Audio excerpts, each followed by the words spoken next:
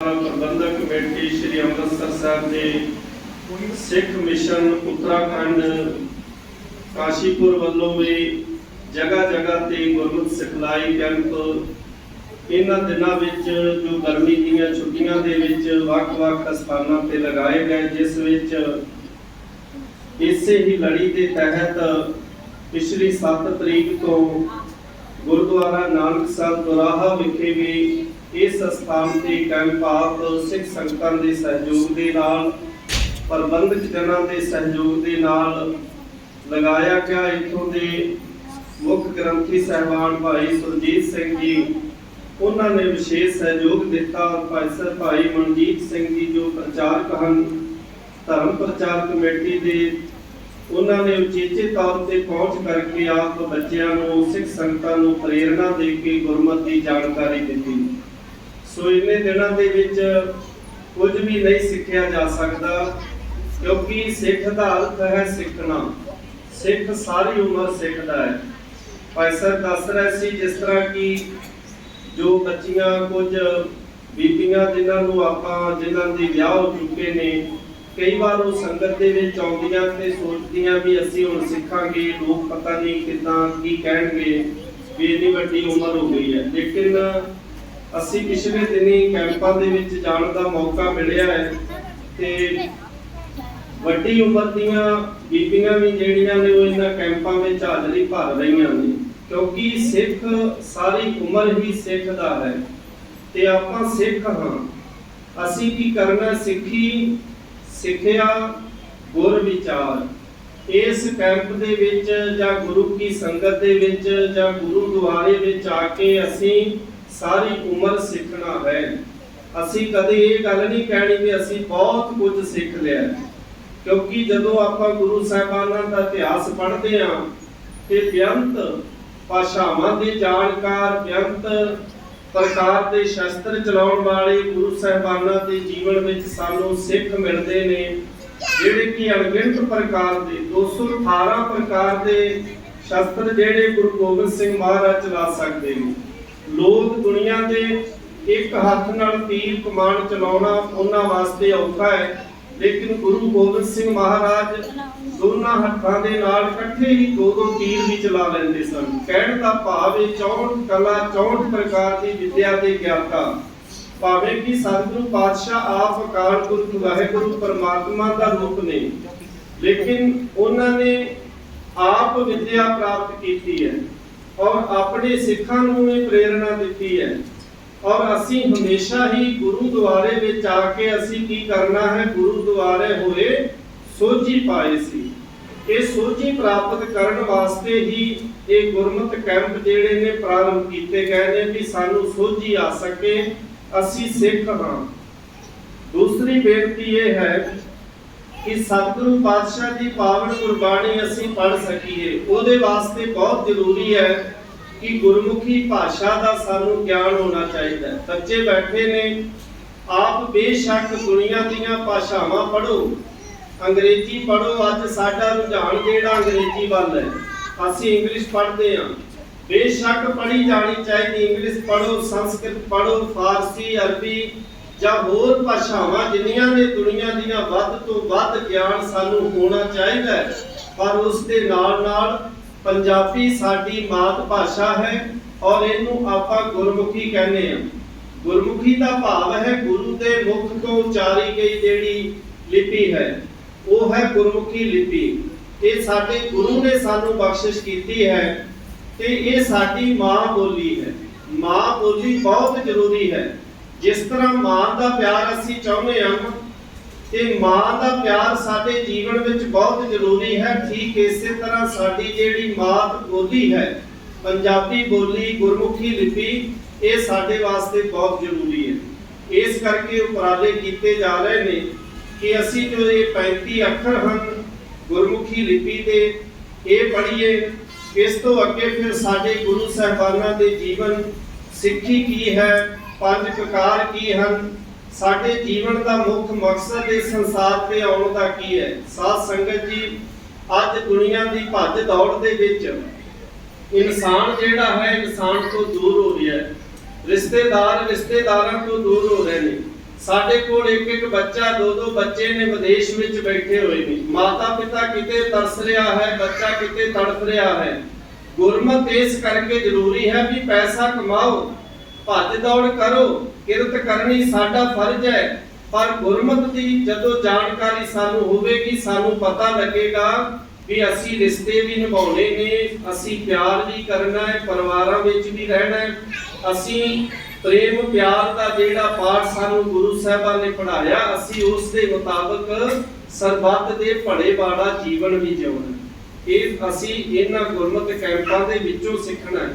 ਇੱਥੋਂ ਸਾਨੂੰ ਸਿੱਖਿਆ ਮਿਲਣੀ ਹੈ, ਏਕ ਪਿਤਾ ਏਕ ਸਕੇ।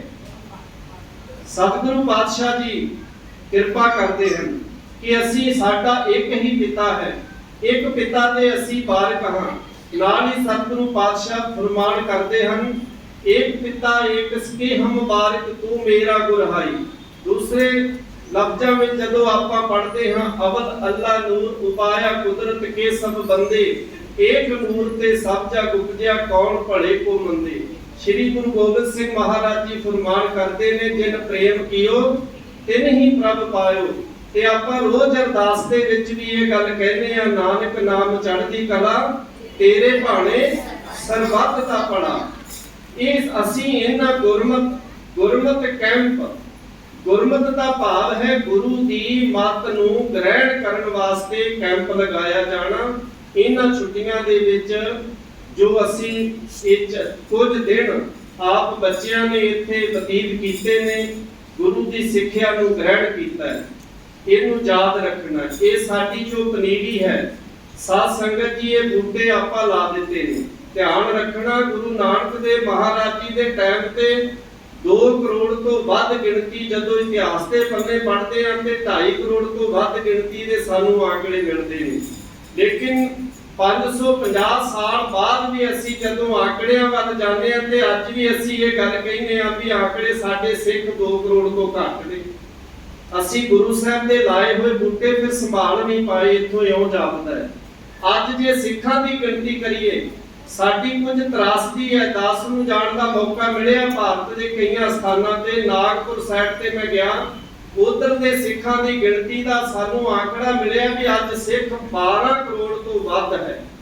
ਪਰ ਸਾਡੀ ਕੱਟੜਤਾਈ ਨੇ, ਸਾਡੀ ਆਪਸੀ ਫੁੱਟ ਨੇ ਸਾਨੂੰ ਪਿੱਛੇ ਕਰ ਦਿੱਤਾ। ਅਸੀਂ ਸਹੀ ਤਰ੍ਹਾਂ ਦੇ ਆંકੜੇ ਇਕੱਠੇ ਹੋ ਕੇ ਸਰਕਾਰਾਂ ਨੂੰ ਦੱਸ ਹੀ ਨਹੀਂ ਸਕੇ ਵੀ ਸਿੱਖ ਇੰਨੇ ਨੇ।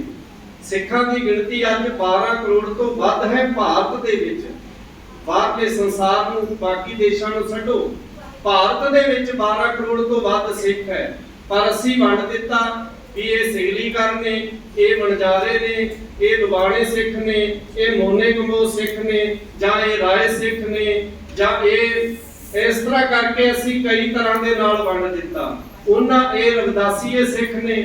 ਤੋਂ ਇਹਨਾਂ ਦੇ ਵਿੱਚ ਵੰਡਣ ਕਰਕੇ ਉਹਨਾਂ ਸਰਕਾਰਾਂ ਨੇ ਸਾਨੂੰ ਵੰਡਿਆ, ਅਸੀਂ ਇਕੱਠੇ ਨਹੀਂ ਹੋ ਪਾਏ ਔਰ ਅਸੀਂ ਆਪਣੀ ਤਾਕਤ ਜਿਹੜੀ ਹੈ ਉਹ ਸਾਹਮਣੇ ਨਹੀਂ ਰੱਖ ਸਕੇ। ਇਸ ਕਰਕੇ ਅਸੀਂ ਖੁਆਰ ਹੋ ਗਏ, ਅੱਜ ਸਾਨੂੰ ਘਾਟੇ ਪੈ ਰਹੇ ਨੇ। ਤੋ ਸਾਧ ਸੰਗਤ ਜੀ, ਮੈਂ ਬੇਨਤੀ ਕਰਾਂ, ਇਹ ਫੁਲਵਾੜੀ, ਇਹਨਾਂ ਫੁਲਵਾੜੀ ਨੂੰ ਕੈਂਪ ਭਾਈ ਮਨਜੀਤ ਸਿੰਘ ਜੀ ਔਰ ਇੱਥੋਂ ਦੇ ਮੁੱਖ ਗ੍ਰੰਥੀ ਜਾਂ ਪ੍ਰਬੰਧਕ ਜਨਾਂ ਨੇ ਉਪਰਾਲਾ ਕੀਤਾ ਹੈ। ਇਹਨਾਂ ਬੱਚਿਆਂ ਨੇ ਇਹ ਬੂਟੇ ਲਾ ਦਿੱਤੇ ਨੇ। ਹੁਣ ਇਹ ਮਤ ਸਮਝਣਾ ਵੀ ਬੂਟੇ ਲੱਗ ਗਏ ਨੇ ਹੁਣ ਤੁਰ ਪੈਣਗੇ, ਨਹੀਂ। ਇਹ ਬੂਟੇ ਲੱਗ ਗਏ ਨੇ, ਇਹਨਾਂ ਨੂੰ ਪਾਣੀ ਨਹੀਂ ਆਪਾਂ ਪਾਉਣਾ, ਇਹਨਾਂ ਨੂੰ ਨੀਲ ਗਾਵਾਂ ਨਾ ਚਰ ਜਾਣ, ਇਹਨਾਂ ਨੂੰ ਬਾਹਰੀ ਕੋਈ ਤੇਲਾ ਨਾ ਲੱਗ ਜੇ, ਕੋਈ ਬਾਹਰੀ ਤੌਰ ਤੇ ਬਿਮਾਰੀ ਨਾ ਲੱਗ ਜਾਏ। ਜਿਵੇਂ ਆਪਾਂ ਕਿਸਾਨ ਫਸਲ ਨੂੰ ਬਚਾਉਂਦੇ ਆ ਨਾ, ਠੀਕ ਇਸੇ ਤਰ੍ਹਾਂ ਅਸੀਂ ਇਹਨਾਂ ਬੱਚਿਆਂ ਨੂੰ ਬਚਾਉਣਾ ਹੈ। ਇਹ ਬੂਟੇ ਲਾਏ ਗਏ ਨੇ, ਇਹਨਾਂ ਨੂੰ ਰੋਜ਼ ਨਾਮ ਜਪ ਦਾ ਪਾਣੀ ਪਾਉਣਾ ਹੈ, ਜਪਜੀ ਸਾਹਿਬ ਦਾ ਪਾਣੀ ਪਾਉਣਾ ਹੈ।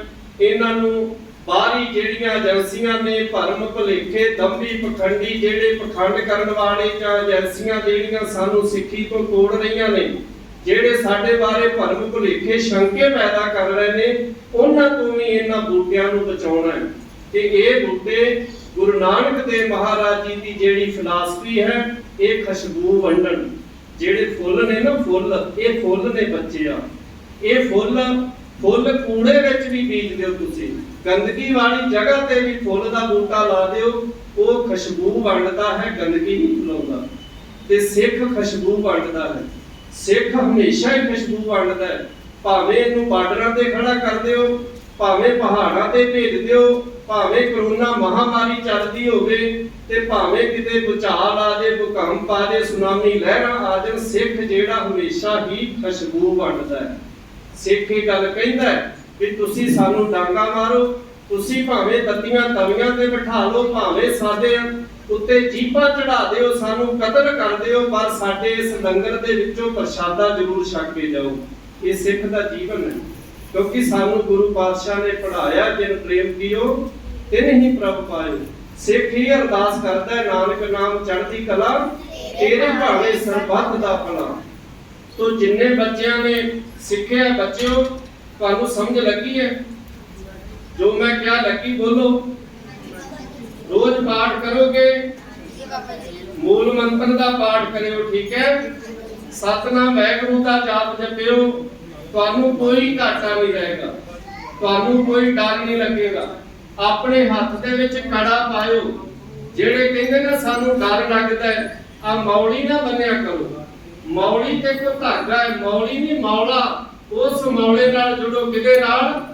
ਖਾਲਸਾ ਅਕਾਲ ਪੁਰਖ ਦੀ ਫੌਜ। ਉਸ ਅਕਾਲ ਪੁਰਖ ਜਿਹੜਾ ਮੌਲਾ ਸਭ ਤੋਂ ਵੱਡਾ ਜਿਹੜਾ ਹੈ। ਤੇ ਕੜਾ ਪਾਓ ਹੱਥ ਦੇ ਵਿੱਚ। ਕੜਾ ਕਿਰਪਾਨ ਤੁਸੀਂ ਪੜ੍ਹਿਆ ਨਾ, ਪੰਜ ਕਕਾਰ, ਇਹ ਧਾਰਨ ਕਰੋ। ਜਦੋਂ ਕੜਾ ਹੱਥ ਵਿੱਚ ਪਾਓਗੇ ਨਾ ਬੱਚਿਓ, ਤੁਹਾਨੂੰ ਡਰ ਨਹੀਂ ਲੱਗੇਗਾ, ਜਦੋਂ ਫਿਰ ਤੁਹਾਨੂੰ ਕੋਈ ਸਤਾ ਨਹੀਂ ਸਕੇਗਾ। ਇਹ ਸਾਡਾ ਫਰਜ਼ ਹੈ, ਇਹ ਅਸੀਂ ਸਿੱਖਿਆ ਦਈਏ ਰਲ ਮਿਲ ਕੇ। ਤੁਸੀਂ ਸਾਡਾ ਸਹਿਯੋਗ ਕਰੋ। ਸਿੱਖ ਮਿਸ਼ਨ ਉੱਤਰਾਖੰਡ ਧਰਮ ਪ੍ਰਚਾਰ ਕਮੇਟੀ, ਸ਼੍ਰੋਮਣੀ ਗੁਰਦੁਆਰਾ ਪ੍ਰਬੰਧਕ ਕਮੇਟੀ, ਸਾਧ ਸੰਗਤ ਜੀ, ਇਹ ਤੁਹਾਡੀ ਸੰਸਥਾ ਹੈ। ਸੰਗਤ ਸਾਡੀ ਹੈ, ਅਸੀਂ ਸੰਗਤ ਦੇ ਹਾਂ। ਪੰਥ ਤੁਹਾਡਾ ਹੈ। ਲੋਕਾਂ ਦੇ ਵਹਿਮਾਂ ਭਰਮਾਂ ਦੇ ਵਿੱਚ ਤੇ ਜਿਹੜੇ ਇਹਨਾਂ ਸੰਸਥਾਵਾਂ ਨੂੰ ਖਤਮ ਕਰਨ ਤੇ ਤੁਲੇ ਹੋਏ ਨੇ, ਉਹਨਾਂ ਸੋਸ਼ਲ ਮੀਡੀਆ ਦੇ ਉਹਨਾਂ ਚੱਕਰਾਂ ਵਿੱਚ ਨਹੀਂ ਪੈਣਾ। ਅਸੀਂ ਉਹਨਾਂ